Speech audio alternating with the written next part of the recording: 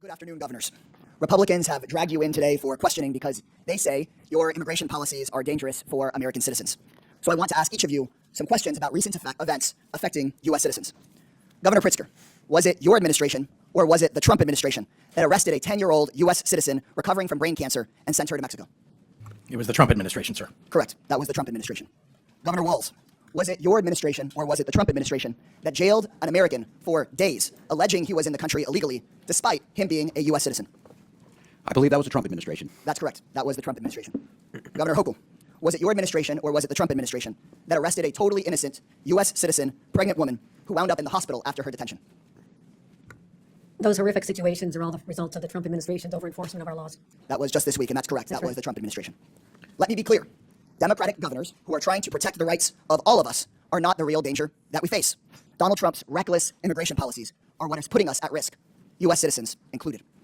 Trump and his puppets here in Congress put out a constant stream of lies about immigration. So let me summarize what is really going on here. Trump has ordered law enforcement agencies to focus not on violent criminals, but on indiscriminately rounding up as many people as possible. Trump is targeting people going to work at Home Depot and 7-Eleven, ignoring gangs. Trump is targeting people trying to follow the rules and go to a court hearing, ignoring those who commit real violence. And then there's the kids. Imagine just for a moment that they're your kids. Law enforcement raids at our schools. Kids with their hands zip-tied behind their backs. Multiple U.S. citizen children with cancer deported to foreign countries, separated from their treatment, their care, and their doctors. This is not just about immigrant families.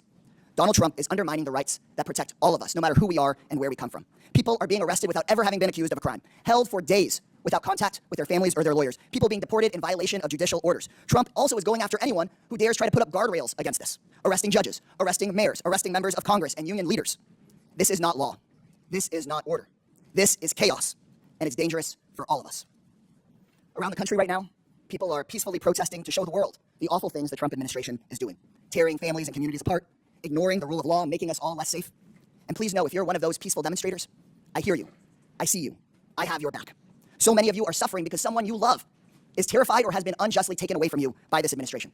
But Donald Trump does not want people to hear your message. That's why he's taken National Guard troops and the Marines away from their jobs and has sent them to Los Angeles, breaking all the rules about how protests like this are handled. Trump and Governor Abbott have even sent troops to my district in downtown San Antonio, a place that has been perfectly orderly and peaceful. Because, as always, we know Donald Trump is trying to stoke up chaos and division, and he doesn't care who gets hurt in the process. He wants to start a fire, pour gasoline on it, and blame somebody else for the flames. So if you're watching at home and you see images of disorder or chaos in the coming days, remember this: it's Donald Trump's fire.